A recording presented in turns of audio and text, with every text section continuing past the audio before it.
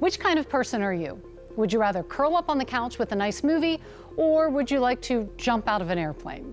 Would you like to take a walk in the woods, or would you rather ride a giant roller coaster? When we look at the science of thrill-seeking, the answer to why we take risk or not is in our brains. And where we shot this story, as you're about to discover, is a place popular with thrill seekers.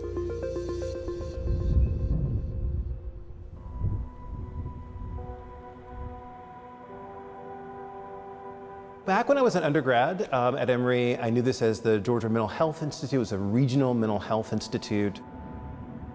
It seems appropriate when discussing the science of fear and thrill-seeking to do it in a place that is an infamous backdrop for one of TV's most popular scary shows. My friends who know me well say that it's not for me, because I get scared really easily. We invited psychologist Dr. Kenneth Carter to join us at the former Georgia Mental Health Institute, which is known to fans of Netflix's Stranger Things as Hawkins National Lab, a place where a lot of bad stuff happens. Fear and is sort of the price of admission to what they want to do. For me, it's just about understanding other people. And there are literal signs from thrill seekers all over this now empty building, slated to soon be demolished. Stranger Things fans have found their way in and left their mark. I am not a sensation seeker, absolutely. I'm not a thrill seeker, I'm a chill seeker, yeah. Dr. Carter does not know that the lobby area we are in is where a famous character met a very unfortunate end in season 2 of Stranger Things. Carter did want to understand why people would seek out experiences he avoids at all cost. And his book, Buzz, shares research and sheds insight into the people who are risk takers, sensation, and thrill seekers. A lot of it is biological. I mean, maybe 60 to 70% of it's due to some chemicals that we have that are more likely to make people thrill seekers than not. And it's not necessarily the danger that they're after, it's really the experience, but they don't feel the danger in the same way. Carter says there are 2 main chemicals involved: cortisol, that is the fight or flee chemical that kicks in when something scary happens, and dopamine, which is a pleasure neurotransmitter, the feel-good chemical. So when I'm in a roller coaster, I've got so much cortisol in my system, I'm not enjoying it. So even if I do have some dopamine, it's just too overwhelming for me. A high sensation seeker, on the other hand, is going to have a lot of dopamine, a lot of pleasure, but not that much cortisol, so they're in that sort of vibing state. Basically, thrill seekers aren't as scared as the average person. One of the common questions I ask them all when I've interviewed thrill seekers is, do you have a death wish? And they always sort of laugh at that because they say, I feel like I have a life wish, right? And so what I'm really doing is I'm living and experiencing all the aspects of life. Their bodies aren't sending off those alarms that tell them that this is a dangerous thing. And so they're more likely to engage in those things because their body's not saying, don't do this. My body, as a low sensation seeker, is telling me almost everything is dangerous, and so I probably don't engage in life as much as a high sensation seeker might.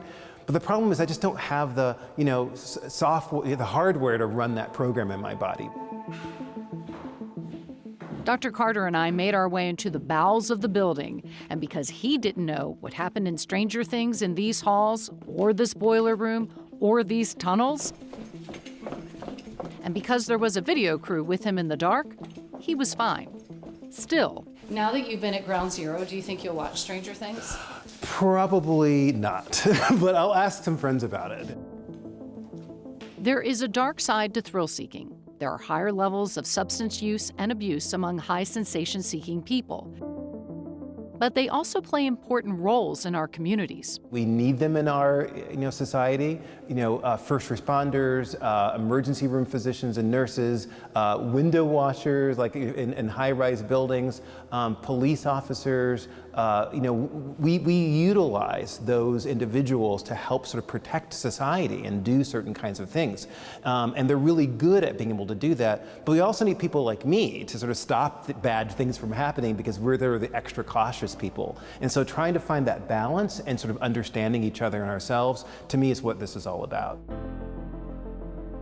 So for those of us who like our risk-taking confined to scary TV, we can take a cue from high sensation seekers and broaden our horizons in a safe way. The other thing I think we can learn from them is to really, really focus on the things that bring us that sense of awe in the world.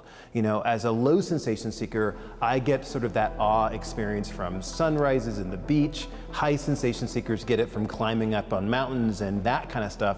I think we could all use that awe in our lives a lot more.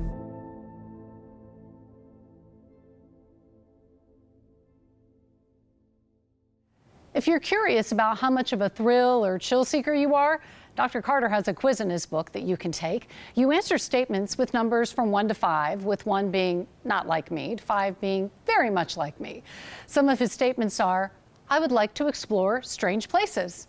I would like to take off on a trip with no pre-planned routes or timetables. I get restless when I spend too much time alone.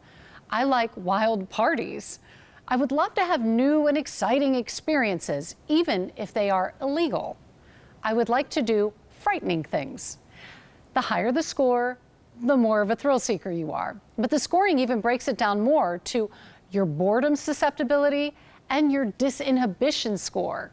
You can find the quiz in Dr. Carter's book, Buzz, and we'll put a copy on our social media for you if you want to take it.